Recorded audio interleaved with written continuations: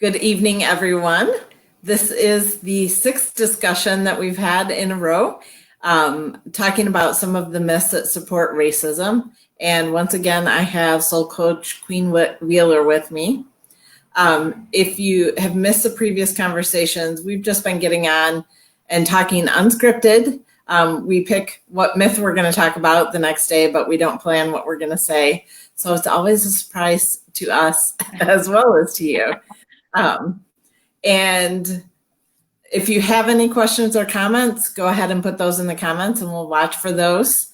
Do you want me to start with reading what we're going to talk about today, or is there something you'd like to say before we get started? No, let's jump in. Okay.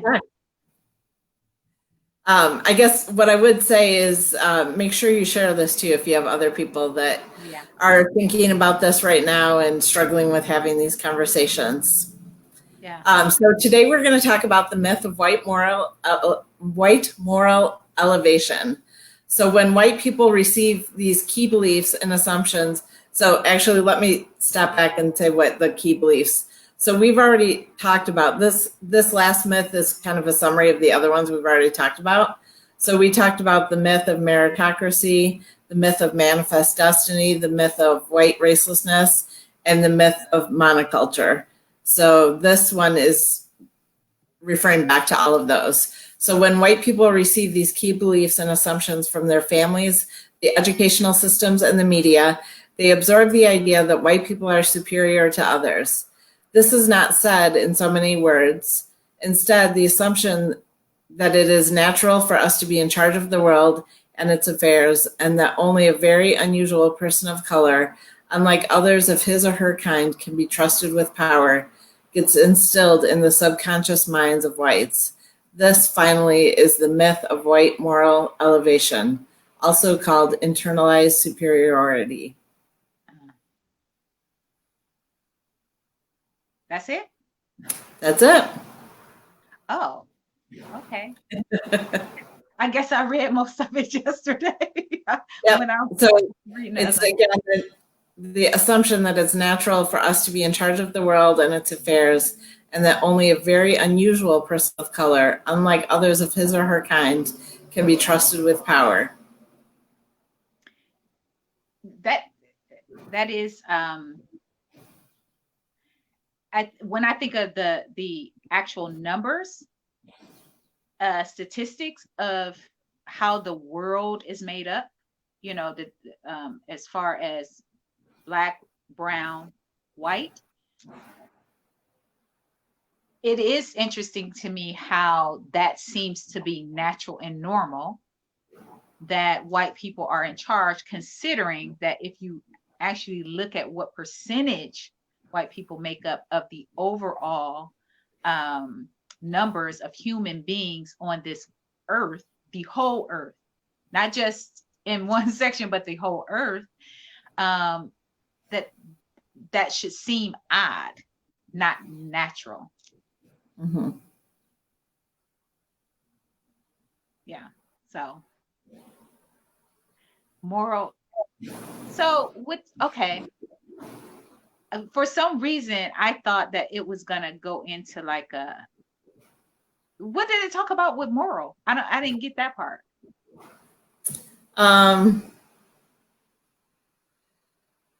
So this one is kind of a summary of all of the things we've talked about and how we interpret all the myths that we've talked about to summarize kind of that white people are superior. And so that means it's just natural for us. Yeah, it doesn't say the word moral except for the name of the myth. What's interesting to me is that she used the myth of moral superiority, right, by saying that it's a culmination of all of those myths. And if morality is really based upon the belief of those myths, then that really changes the perspective of how we use the term morality in this country. because when we use the term morality, at least the way that I often hear it used and have used myself, we're talking about our high standards, right? So if you think about these myths as being the building blocks of the standard, which basically is what she was saying throughout the whole paper, then truly morality has absolutely nothing to do with goodness, the way that we utilize the term morality. Right. It has nothing to do with goodness. It has nothing to do with God. Like, and again, let me be very clear. When I say God, I'm talking about the creator, not the created God. I'm talking about the creator, not the created, not the one who would tell one child to kill another child. Like, that's the created God, not the one that tells one child to own another child, or that tells one child that they could be abusive to another child. That's the created God. But I'm talking about the creator, that we have no real name for, nameless. Morality has nothing to do with our creator and everything to do with what has been created, based off of how she's using the term, right? Right. If we look at it from that perspective. So that by itself,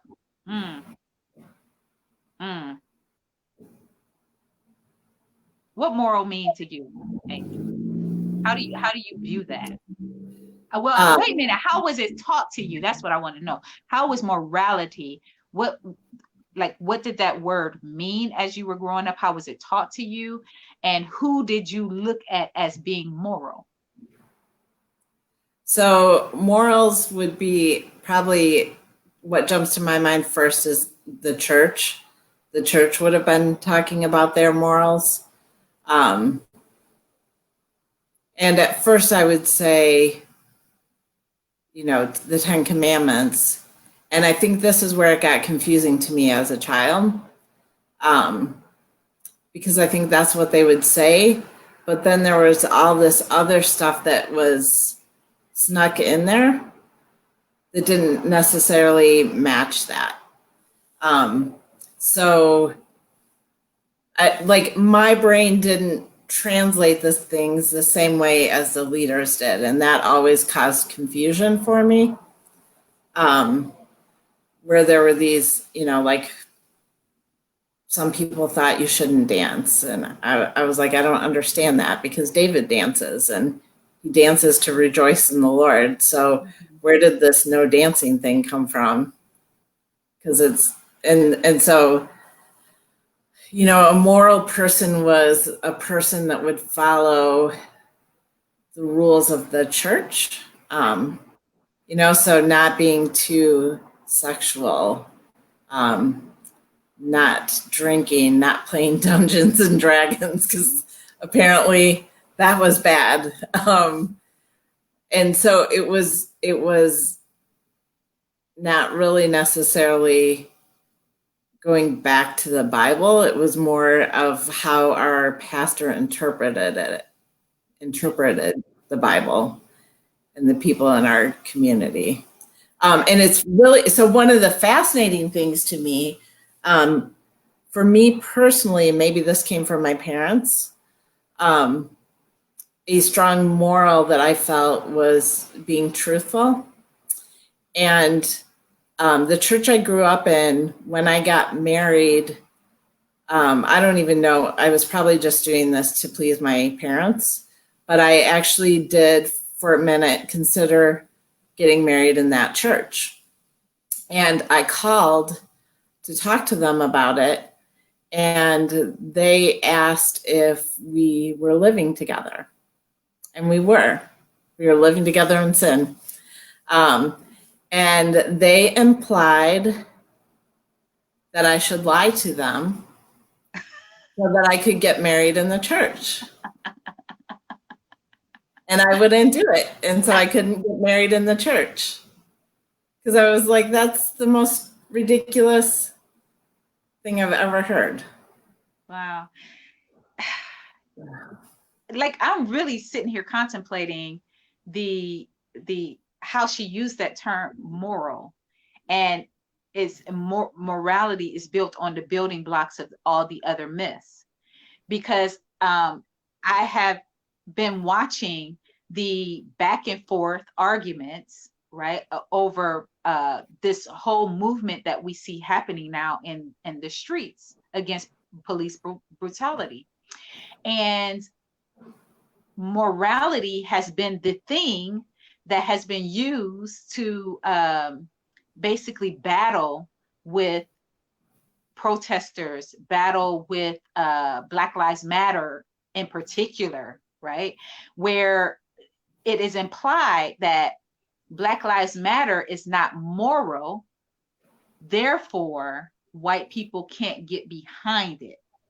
If you're a good Christian white person, you cannot support Black Lives Matter because it's not moral. That's what's being implied, right? Mm-hmm. However, and the shocking thing to me too is not only is that being implied, but how they are also implying it is that because this group believes in abortion, then you cannot support them, therefore cannot support their cause, right? And so now it becomes about that group, right? The morality yardstick. Let's judge the morality of the movement, and based off of that, then we can justify why we are standing strong on this side of the argument, because we are holding intact morals, meaning God's word and what God wants, because we cannot move until it's done the godly way.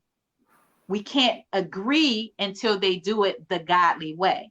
And if they do it the godly way, then we will get behind them and help them do whatever it is that they want to do. Oh yes, those poor Black people, oh, so sad. My heart hurts for what Black people are going through. But two wrongs don't make a right. We can't get behind it if it's not done the godly way, because above all, we are followers of Jesus. We are followers of God, and that's our first and foremost commitment. That's the arguments that I've been seeing, making it about morality. And I was thinking about back when we had the Women's March, my kids wore their Black Lives Matters t-shirts to the Women's March. Mm-hmm. And I had posted a picture on Facebook. And someone reached out to me in our family to express concern with that. And the concern was, I think it was definitely what you implied, but also that Black Lives Matter movement wants to kill police officers. Mm-hmm. And I was like, how'd you get that? Like, that isn't, like, I read the mission statement and we're in support of it. Like, where does this come from? But how do you even flip that like that? So Black Lives Matter was created out of police officers killing Black people, and they flipped it to believe that Black people want to kill police officers. They flipped that in their mind to believe that, so that they could justify their stance. Yep. Justify staying right where they are and fighting to stay where they are. And it's one thing to fight to stay where you are. It's another thing to get in the way of anyone else moving.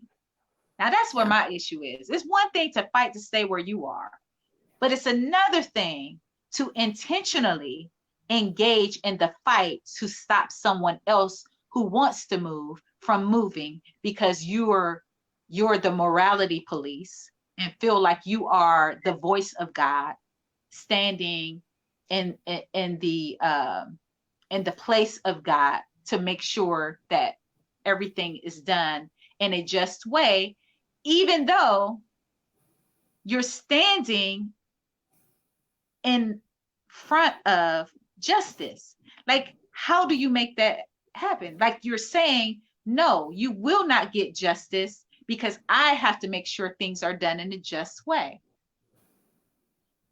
And it makes sense to people though, when they like it really does make sense. But I think the only reason it makes sense is because these myths are in place, right? These myths are at work. I need to catch up with our comments here. So yeah, we started 15 minutes later today. Sorry we didn't give you more notice of that. And Nikki talks about morality is based in judgment. And that was always the funniest thing to me in church because there was so much judgment. And everyone seemed to forget the judge not lest ye be judged yourself. Or we always forgot that one. And Randy said morality, a particular system of values and principles of conduct, especially one held by a specific person or society. So that's the textbook. Yeah, the textbook. And then Justin said they couldn't support it when a Black preacher led it in the 60s or when a Black athlete quietly knelt.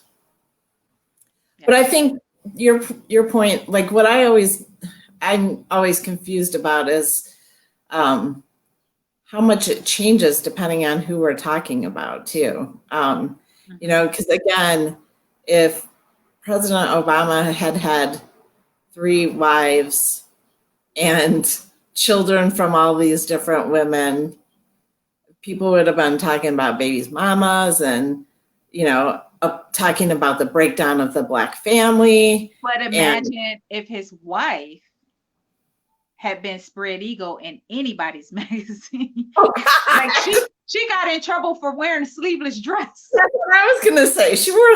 She showed her arms and everyone freaked out. Yeah. So morality is based upon who gets to control the narrative. It has nothing to do with goodness. It has to do with who's controlling the narrative and whose favor it works in. Based on, and I'm saying this not based off of the textbook definition of morality, but the actual working definition in this country. That's the working definition of morality. We see it. Obviously, we are not a moral nation, and guess what? It doesn't. It's not because people have had abortions. That's not why we're not a moral nation, right? People weren't having abortions when the enslaved was brought over here, right? And made slaves out of. Who was having them then, right? Who was having them then when indigenous people were being raped and murdered, and slaves were being raped and murdered? You know, now to bring up things such as all lives matter or abortions and all of that kind of stuff, it's just another smokescreen, another justification to say, well, no, now I can't change because first I have to fight all of to make sure nobody gets an abortion. Oh, I can't change because now I have to, you know, fight to make sure that all lives matter. Excuse me? Like, this has nothing to do with that. And if you really want to look actually, it could. If you wanted to eliminate the number of abortions that need to be had, if we provided people with quality health care and jobs and all of those things, like that's true. Yeah, you're right. You're right. So if you truly wanted to address that, you would side with Black Lives Matter. Right. If you really want to create an atmosphere in which you don't have to go picket over abortions, then you would create a nation in which none are necessary because people are able to care for their families. They are able to bring people into the world without shame, without worry of being able to take care of them, without the force of bringing them into the world because they've been raped, right? because they've been abused or what have you. So yes, if you want to eliminate those things, justice eliminates those things. Justice eliminates those things. So if you want to wipe out poverty, make a just system. You wipe out poverty. If you want to wipe out homelessness, if you want to wipe out, and this is the thing,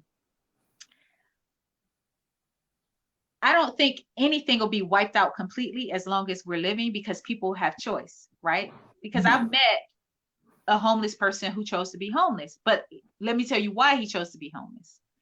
And this is the first time I ever really spoke to homeless people. We were stationed in DC at the time. So this is many years ago, probably 28 years ago, something like that.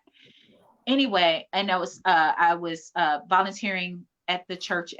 We had a soup kitchen, and got a chance to speak to some homeless people. And what one man who was very educated told me as he sat there and had a meal with his son, because it was his visitation weekend, right? And so he had his son with them. He said he opted to drop out because of the ills of society, because of the craziness that was going on. And it was either his mental health and drop out, or stay in it and go crazy. That was his choices to him. To him, that was the only choices that he had. So there are many issues in this country that can be mitigated, right? By justice. And this is the crazy thing. Why do we talk about justice as if it is like people are asking for something grand? No, we're just asking for, let's start out even. Like justice. Justice is just that's nothing extra. That's nothing over the top. That's nothing. Justice, something as simple as justice. And this is what our country is fighting over. Justice. Isn't that crazy when you think about it? Yeah. We're fighting over our people. Do people have a right to be treated justly? That's it. That's all our fight in America is. Do people have a right to be treated justly? We're still in the same boat we've been in. Basically, do people have a right to not be owned, not be abused, not be killed, murdered, raped? Justice. That's all we're asking for. Nikki pointed out, as long as our society is rooted in capitalism, those humanitarian concerns will never be addressed on the level they should be. Yeah, that's capitalism. That is some of the argument I hear when people say, oh, well, the number of people that die by the police is such a small percentage, like it's worth writing off because it's a small, percentage. Yeah. And I think it was my aunt that posted that nurses also have to subdue violent people all the time. And we've never heard of a nurse that has crushed someone's windpipe, right? Wow. I mean, if I look, maybe we can find one, but wow. Have you heard of an instance where a nurse had to subdue a patient that was being violent and all of that? That's an interesting way of looking at it. Yeah. Man. I can see how that, yeah. True that. There's a lot. That's pretty deep when you think about it. When you really think about it, that's pretty deep. Yeah. The things that we utilize to hold fast to our positions, we grasp at straws, things that are silly, right? So I don't have, I utilize these topics because it's what people are talking about, right? Not because I'm talking about it one way or another. You're right. I don't have a dog in the fight. as far as the arguments for why people stay where they stay, whether they use the justification as until this country stop. I mean, people have literally said until this country stops having abortions, then yeah, we'll never get. Like, what does that have to? First of all, you're talking about something that might happen, right? You're talking about a life that might come. Like, people ain't even pregnant yet, and you fighting for them to have to keep their baby, and they're not even pregnant yet, right? And you're doing the fight just in case one day they might get pregnant and they want to have a. Yet we have a real whole person on the ground with a knee in his neck, having his life snuffed out. A real whole person that's living and breathing. Yep, that can live outside of their mother's womb. And to you, that we need to put on the back burner, because we need to talk about lives that could be here, that might show up here. Those are the lives we need to focus on. We don't need to be focusing on real live breathing people. That just does not make any sense to me. And I don't know why there's a either or versus an and. Because if life is sacred, life is sacred, right? If life is sacred, life is sacred. And the questions are the same on both sides when we talk about life being sacred. So for the Black life or the unborn life, the questions are the same. Have we created an atmosphere in which life thrives? Have we created an atmosphere in which life is supported? Have we created an atmosphere in which life can be sustained? Have we created an atmosphere in which life wants to be lived? Right? Have we created an atmosphere in which life is celebrated? Regardless of what you're talking about, whether you're talking about Black lives or unborn lives, the questions are still the same. And unfortunately, the answers are still the same. No. No. Those lives are at risk. And they're even more so at risk if they are Black. Period. So if that is really your concern, then let's be about answering yes to those questions, creating a society in which we can say yes to those questions. And then we have an and, not an either or. It's yes. And how does that come about? Justice is the first step. Just justice. How about that? Let's just start right there. And then we can start creating an atmosphere in which life thrives, and people be happy to have babies, right? Because when they have that baby, they ain't got to be scared of you killing them. How about that, right? How about taking away the fear of having a child in this society? That'll wipe all of that out, and then we're all happy. So see, we just solved one of the problems. But it's a big one, right? But really. And Stephen said, you're sounding like a socialist. Justin said, once a baby is born, his life stops mattering. That's why we can be okay with them in cages or hungry, or we can justify destroying the family unit of Black families with aggressive policing and unfair punishments. They aren't pro-life. Yeah. Thank you, Justin. I'm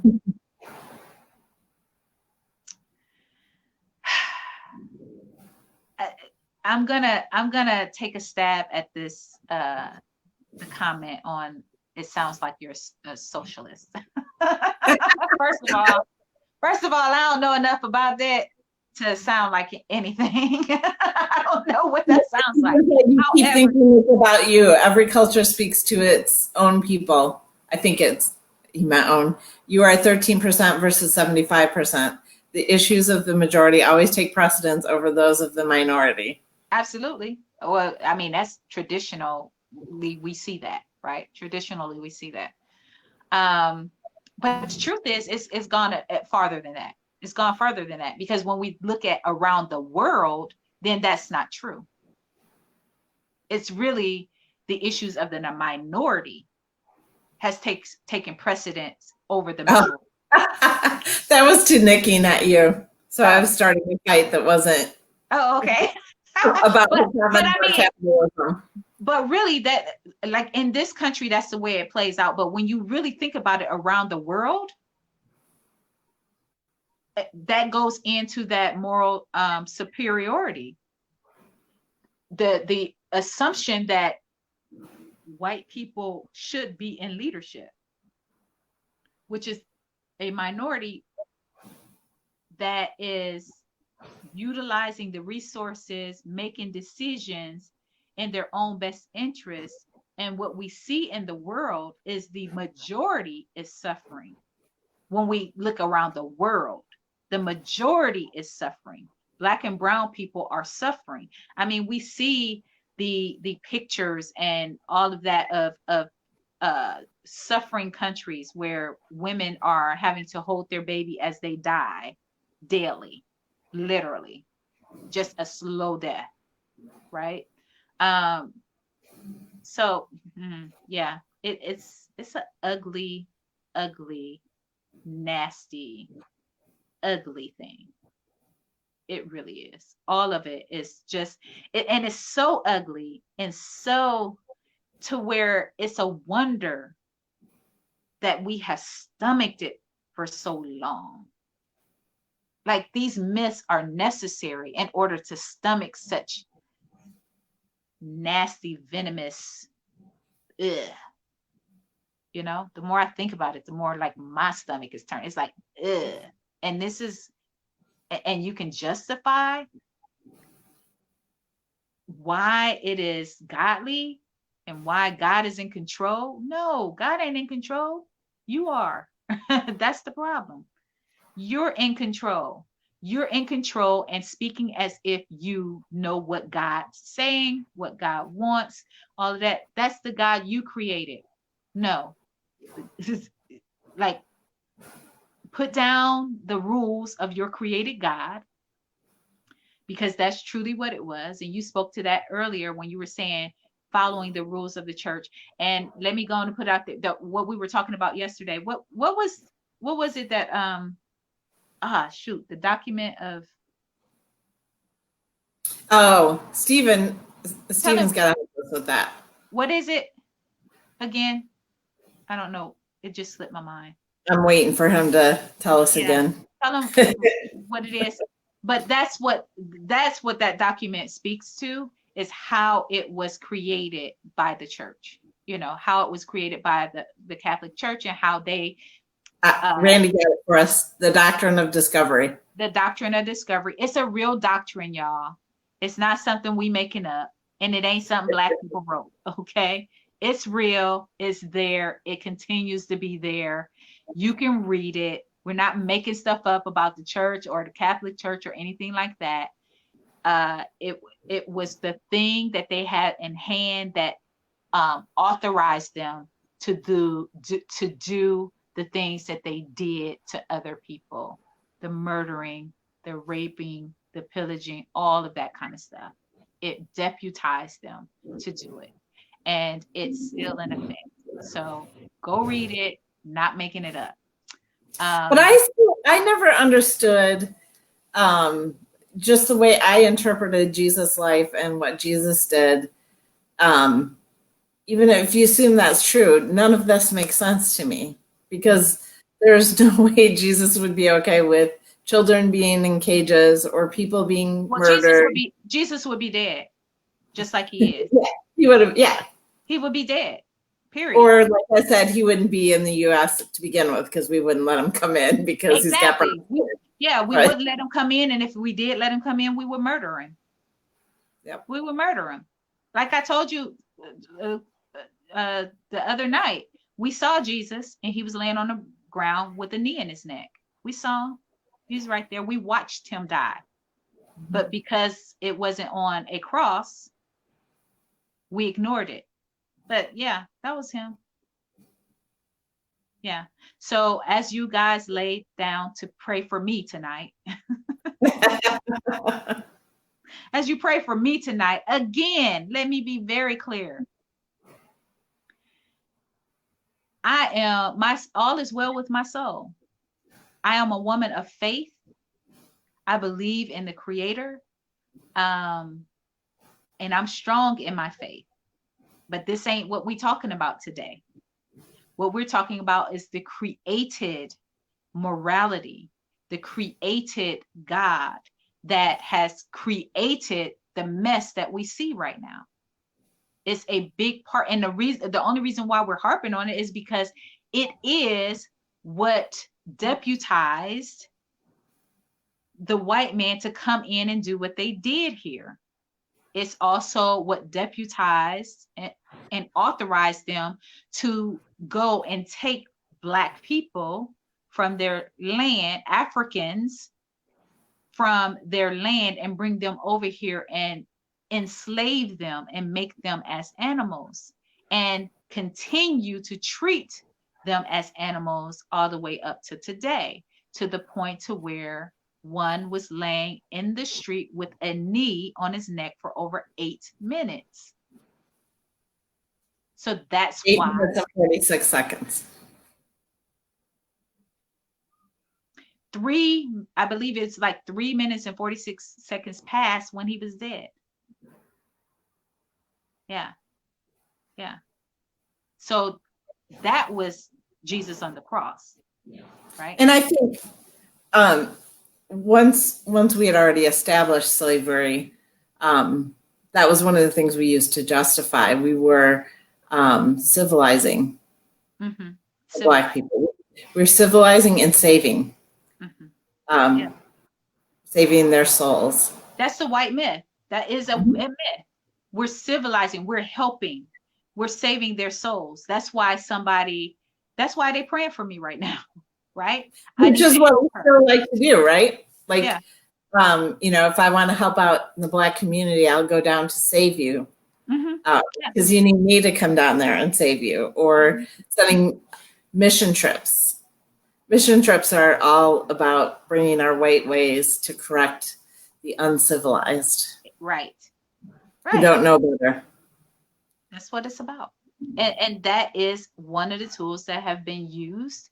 And it's continuing to not only be used, but it's keeping people stuck where they feel that they cannot help be a part of the change, because if they do, then they're going against God. And it doesn't take a heck of a whole lot for there to be cracks in that myth. However, what I do respect is, and I mean this with all sincerity, and I want white people, white Christian people especially, to really hear my heart, and Black Christian people as well, to hear my heart when I say this. I respect how scary that could be. I went through it myself, so I have a healthy respect for it. It is, to say the least,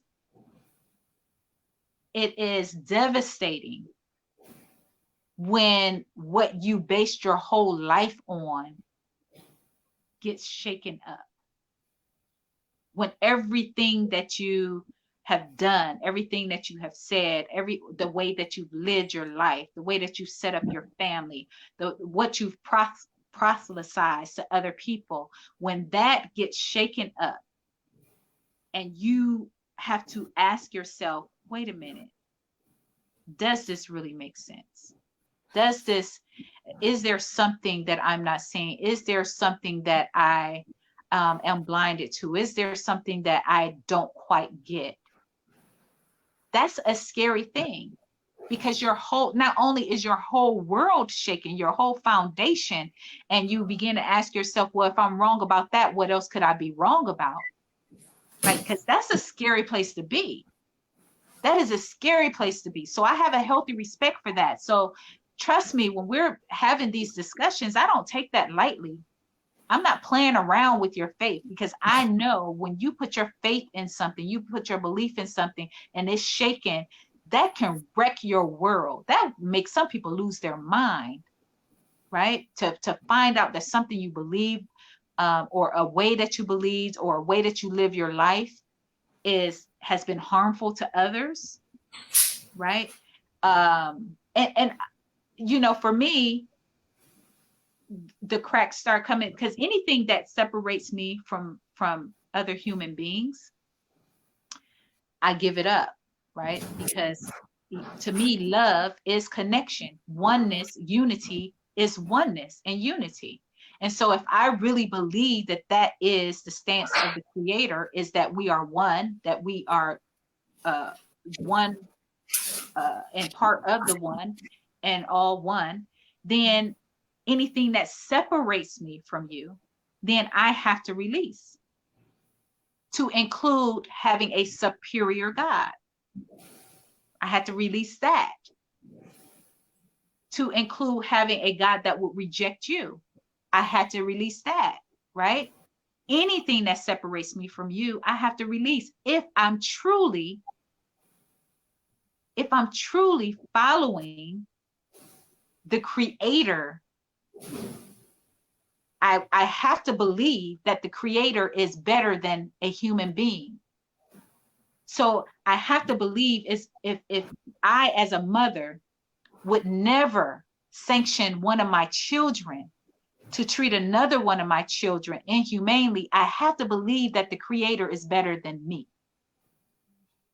If I wouldn't tell my child that it's okay to go over and murder his brother or his sister, then I have to believe that the Creator is better than me and would never militarize his children and say, go and kill your brothers and sisters. I have to believe that the Creator is better than me, because if not, then I don't need him.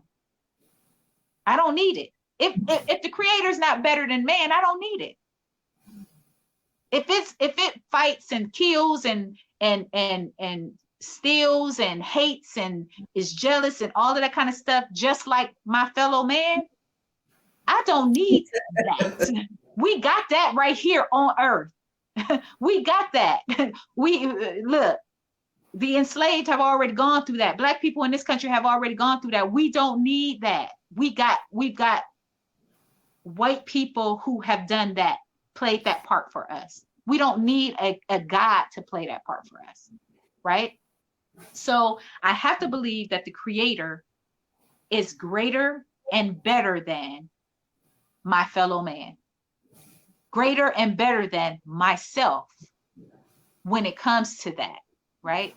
And so and in order to aspire to being like my Creator, to aspire to be as virtuous, as holy, as what have you, the Creator has to be different than what I experience here. Has to be.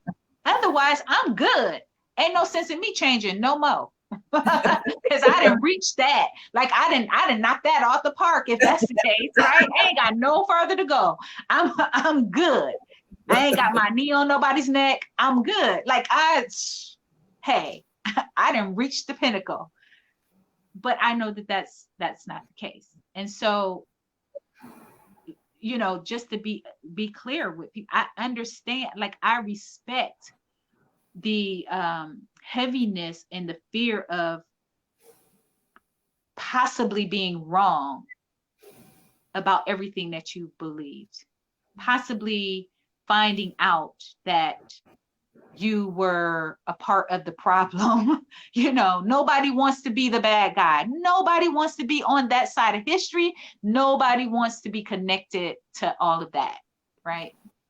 Yet here we find ourselves. What you gonna do? And that was freeing for me. When I was growing up in this church, my English teacher we talked about yesterday that taught American culture, he was a pastor. And his relationship with God was what you're describing. And what he taught me was that God loves for you to question. God isn't threatened by questions. And faith is all about questioning. And so to me, that was so freeing, because the church I was brought up in, if you question, you didn't have faith. But he was saying, no, if Girl, you have faith, you question, hello. because you know God is bigger than that. Think about the definition of faith. You only need faith for that which you doubt. That's the only people who need a lot of faith are those who doubt a lot. Because when you know something, you don't need faith for it. Like, I don't have to have faith that this couch is going to hold me up when I sit down, because I know it will. Now, if I was to go sit on like a rickety plastic something, I would have to have faith for that at my weight, right? I would have to have faith because I got a lot of doubt that that's going to hold me up. But I don't need faith for that which I know. I need faith for that which I doubt.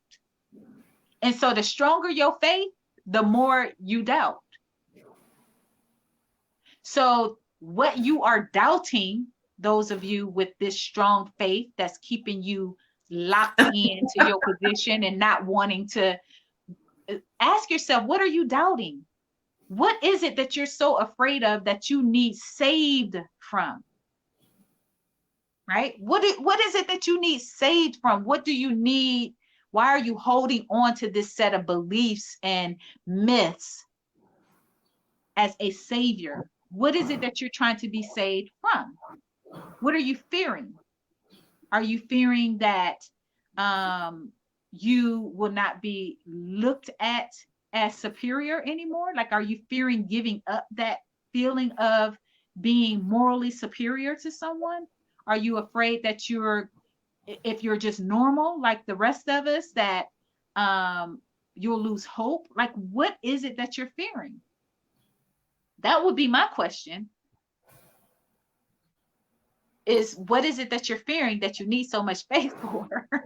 What is it? Because this is the thing, when I have faith in something, it's because I don't know something and I have doubts. Well, what that's telling me is, okay, now you know that you need to build your understanding so that you can go into knowledge, so you no longer need faith for that. And if you're building your understanding and you come to find that there's no truth in it and it's just full of air, then you release it, and you don't need faith for that, because you've solved the issue. You solved the doubt issue. You found out, okay, either I know that, and so, okay, now I know it, I don't need faith, or, okay, I had doubted it and it turns out that it's not truth, and so now I still don't need faith for it. And then you go on to the next thing that you're holding on to with faith. And you just keep doing that. That's called growth. That is called growth. If you constantly just stay in a place of faith and fight from there, that we're fighting for our faith, that's not a good look. You're stagnant. That's what you are. You are stagnant. And you're trying to make it sound virtuous by saying, I'm fighting for my faith. There's no virtue in that. Virtue is in the moving forward, the growth, to removing the need for faith and going into a knowing, not based off of, I'm just going to blindly believe this so much to where I'm going to make it real for myself. No, that's not real either. That's not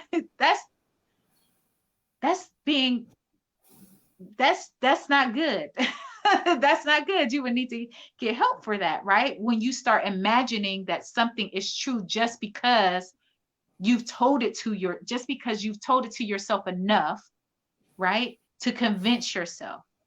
Because we do that, we manipulate our own minds. We all do it. So this is not even a judgment. Like, we all do it. We convince ourselves of things. And wisdom comes from choosing the right thing to convince yourself of, to get you to the next step, and knowing how to release it when it's no longer useful for you. And then you choose something else to believe to get you to the next step. And then you release it when it's no longer useful for you. But when you just stay stuck in one spot and call it faith, yeah, that's not a good look. That's not a good look. So we have faith without works is dead. And some comments that I missed before. They're terrified of the image of white Jesus being shattered. Some base their existence behind the fallacy. And then warnings about where you're ruffling feathers. Before we started this, Randy had commented about dehumanization being one of the first principles of the doctrine of discovery. And that was a key part with slavery as well. Just having to say that Black people are like beasts, they're overly sexual, and the Indians were weak and would die anyway. Yeah. But it was interesting. I was looking at something and it reminded me of the first record of a racist African. There was back in the 1500s, an African that was captured and brought to Italy and named Leo Africanus. And he wrote a book about Africans that supported a bunch of racist ideas. So there's a long history of Black people being racist against Black people as well. Again, this thing right here is powerful, right? It's so powerful that when it turns against you, it's deadly, right? And that's again, back to the analogy of the pool. That's why I think it's so important that as Black people, we don't let our guard down and think that just because we're Black, we're not wet, because we're in this pool called America too. And so one of my concerns is, just like he went under that transition in his mind, how he was convinced that he wasn't who he was, right? He was convinced that he wasn't who he was in order to be able to look at others who look like him and not see himself, so that he can take on those ideals. Many of us in America suffer from that same effect. And so one of my concerns is we could be handed a key today, and many of us Black people would not unlock the door because we're afraid of each other, based off of all of these myths that we've been living under, the marketing that we've been living under, that we ourselves have become afraid of ourselves. Out of context too. We don't even keep it in context. We act as if we are afraid because these people are acting unseemly for no reason. We don't know why. And that is Black people point. It goes back to the media again, because when I met you, it was one of those times in my life where I was around a lot of Black people from all over the country. And some of my Black friends I met at the time afterwards were saying things about, well, I'm not coming to Chicago. Chicago's too dangerous. And it was all about the media. And the whole part about Chicago being dangerous is, in the media, is totally portrayed the Black population in Chicago is dangerous, right? Yeah. And I was like, what do you mean? Like, my kids go down there by themselves, you know, like, like people really thought like I live in a war zone because of the media and how the media is portraying things. Mm-hmm. And you're right. Even if it was a war zone, it would be portrayed as it's a Black war zone. Yes. So again, I think we underestimate how this stuff has worked on the Black psyche as well, how we look at ourselves and how we view one another. And that needs to be healed. And these are the effects of living up under and in a racist society. It's the effects of it. We need, you know, so there is this girl young girl, and we'll call her Sarah, right? So this young girl she was out playing with her friends, young friends, very young girl. And the next thing that she knew, she was part of a sex trafficking um, ordeal. And she was sold into sex trafficking, and she began to be trafficked. Now, this young girl hadn't even hit her menstrual yet, right? She hadn't even hit her menstrual yet. And she was sex trafficked. And she was sold to a man in Florida. And this man raped her repeatedly, you know. Obviously that's was one of the purposes for him getting her. And eventually she did start her menstrual, you know, and she lived with this man for many, many years, having many children by him as well. And of course, she suffered abuse from him, physical abuse, mental abuse, emotional abuse. She was made to care for the children. And of course, she loved her children. So um, that wasn't odd. But she, of course, feared for her children as she began to have little girls. She feared for her children. And she was made to clean and cook and all of that stuff, you know. And on some level, she began to even love her captor, you know, start loving the guy, but because that's all she knew. Remember, she ended up being raised by him practically. And one day after she was grown, and you know they've been cutting down on, they've really been tracking down people with the sex trafficking and all of that kind of stuff over the last few years. That has been one of those things where people have really been paying attention to. And so authorities have been tracking down rings and all that kind of stuff. Well, anyway, they caught up with the guy who had her, found out that he had this young girl with him, and they went in and arrested him and rescued her and her children. Now, this is a girl who had never been out. You know, she's only been up under him, only cleaned, only could, you know, had his kids. They didn't know any, her kids didn't know anything of the outside world. They didn't know anything of any of that. But once they were rescued and the man was, you know, reprimanded and all of that kind of stuff, and then she had to live, right? She had to live in society. She had to take care of her kids. She had to, you know, do all of that in a very hopeless way. Like, and she was scared as hell, as anybody would be, right? Because what am I supposed to do? Mm-hmm. Remember, this girl's been held captive all of that time. She doesn't have any education. She doesn't know how to function in society, right? She doesn't know how to function in this world that's going on right now in commerce. Like, where's she going to get a job at? She's not schooled. She's not, none of that. None of that.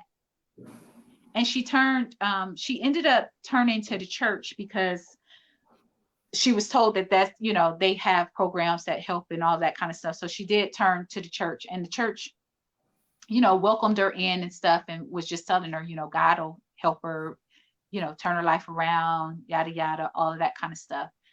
Yet she didn't like that didn't help her situation, although, you know, it offered her hope or what have you. But during that time, she found out she was pregnant. She didn't know when she was let go that she was already pregnant. Now she's fearful. She has these children. She doesn't have any education, and she's pregnant. And now that she's starting to realize what has happened, now she's afraid to have this baby. And of course, the church is like, oh, hold on. No, you have to have this baby and all of that and go through. So I'm sure that we can all have an appreciation for what she went through. And I would not dare judge her for whatever she did as far as the baby was concerned. Like, I don't even know how I would even talk to her about that, right? I don't even know what conversation I would have with her about that, one way or another. Like, I just don't. And I definitely would not expect for her to carry on like everything is everything. And I think I would question, her ability to take care of her children. I definitely would think that she would need some medical care, and especially some mental care and around the emotions and all of that.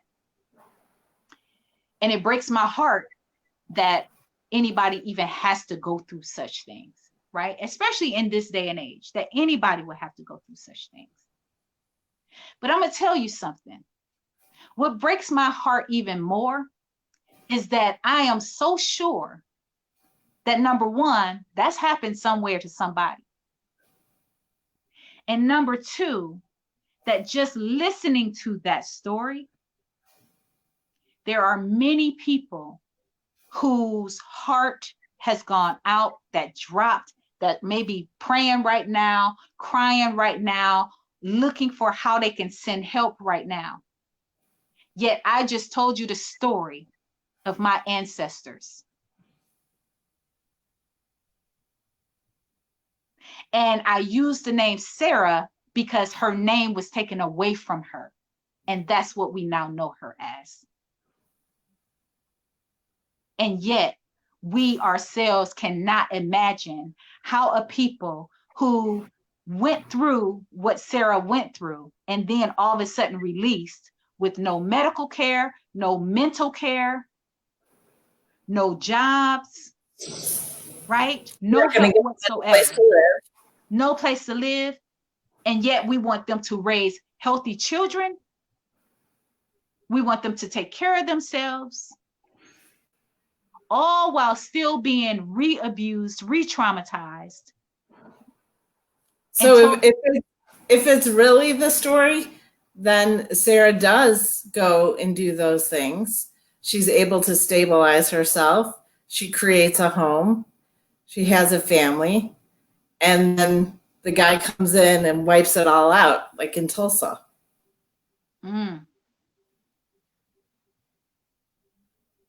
Re-traumatized, right? Re-traumatized. But we wouldn't dare think to ourselves that she should be able to function in a healthy way, or that she should be able to raise her children in a healthy way, that her mind should be clear and right and all that. We would never think that. It would be silly, even stupid for us to think in that way. Yet you hear people saying dumb stuff like that all the time. Well, Black people should get over it by now. Well, they should be able to pull themselves up by their bootstraps. Well, they should be able, well, this is the land of the free and the plenty. Look, other people are able to do it.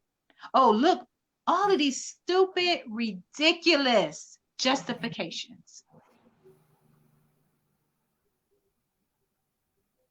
Stupid justifications. But that story was the story of our country. And we would be appalled right now to hear that story and know that it goes on, right? But we want to pretend like that's not the story of our country. That's not the story of my people, right?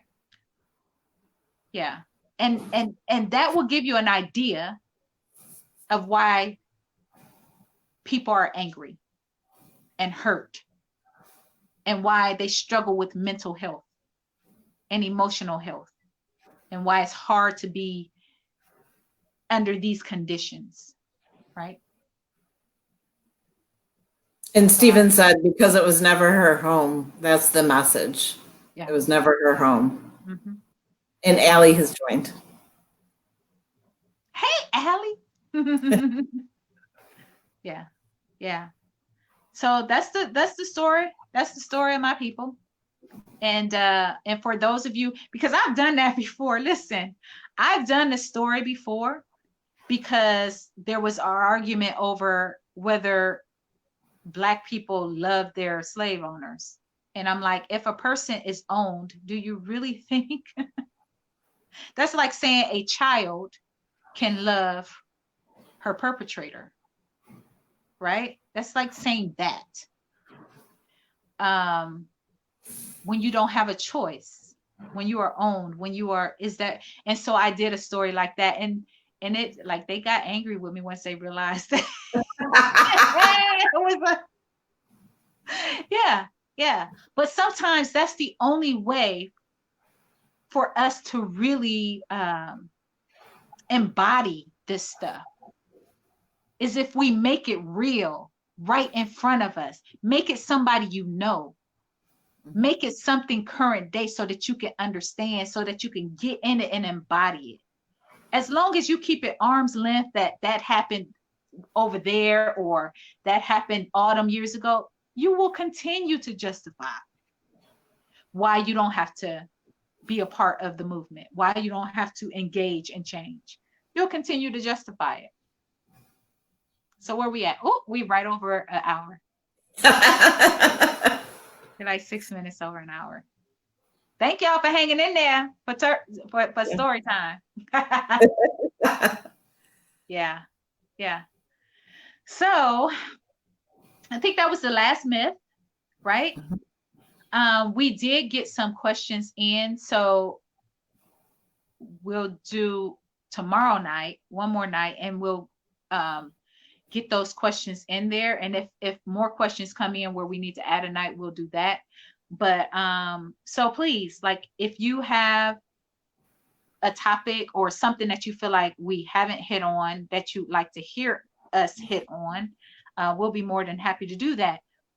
But remember, it's not just because we want to sit here and be talking heads. There was a reason for this. We want to model and encourage people to have these conversations, not only with others, but with themselves, especially if you are part of the 76%, because you truly do have the power to make a difference.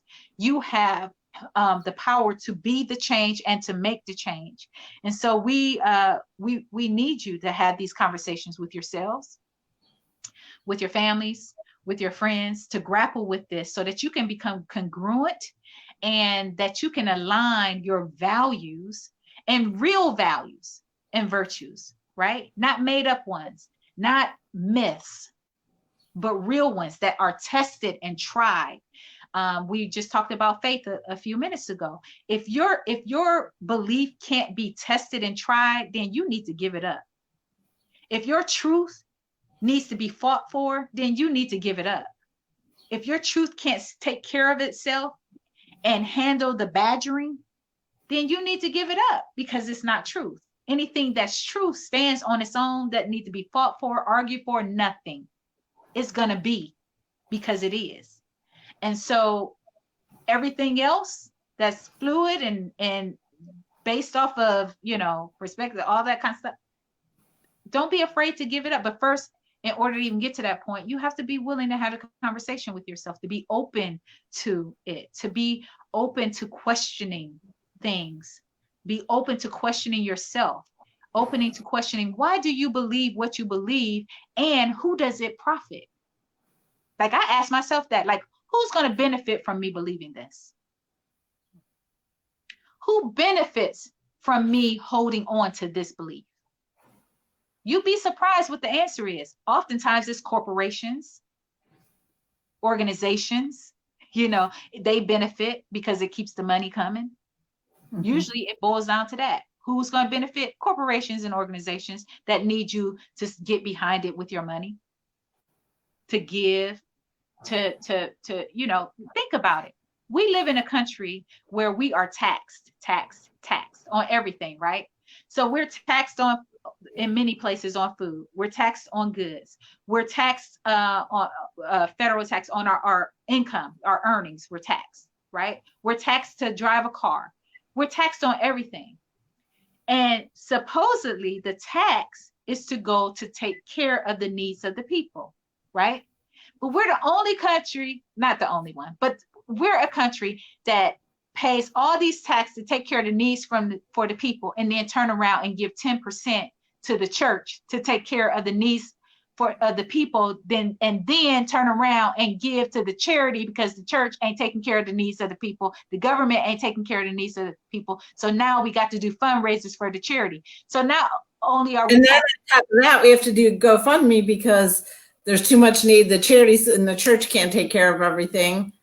so exactly where is all of this money going? To bring masks to the nurses and the doctors at the hospital. Yeah. Because So it's not covered in our taxes. It's not covered in, yeah.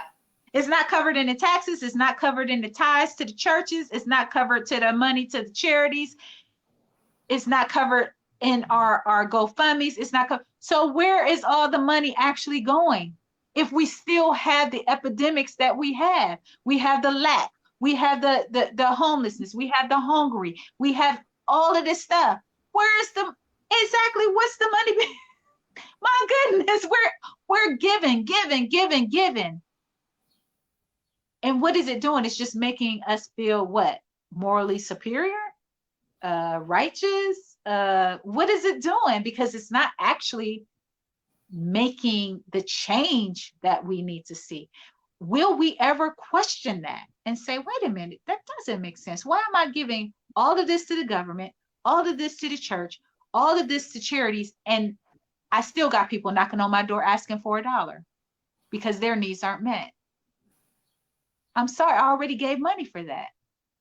So how many more organizations and corporations are we going to form so that we can support, so that we can continue all of the abuse, all of the neglect, all of the murder, all of that? So okay. Now we're libertarians. Well, I don't win a few ways. I'm gonna have to balance it out and become like super conservative. I got one more day left to shoot for that. So okay.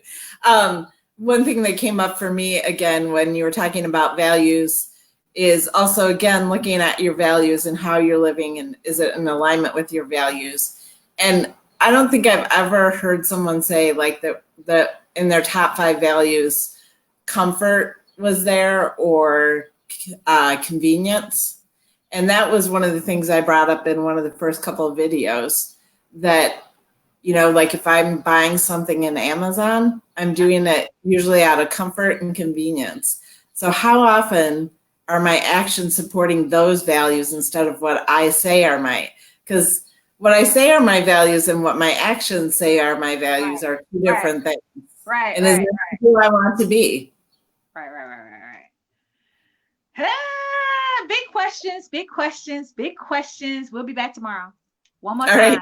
We'll do it one more time. And same time tomorrow, 7, right? Yes, I can do that. 7:00 tomorrow. For any questions, any questions. So please send Amy, or how are they sending you the questions, Amy? You go through North Shore Acupuncture, or they can DM me too if they get to my Facebook. Okay, all right. Send in questions, subject matter. We'll combine as many as we can, similar things. Combine as many as we can, and we're gonna do it the same way we're doing it right now, off the cuff.